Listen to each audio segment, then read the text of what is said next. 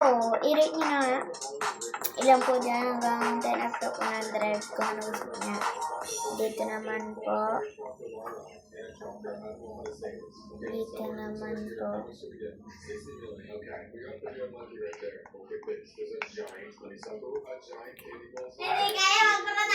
Dito naman po.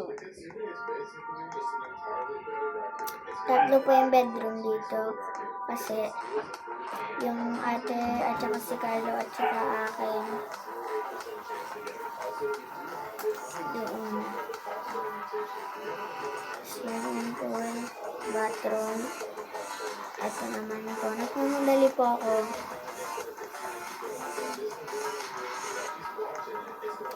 Lunch. Dito po. Tapos may bathroom din po dyan.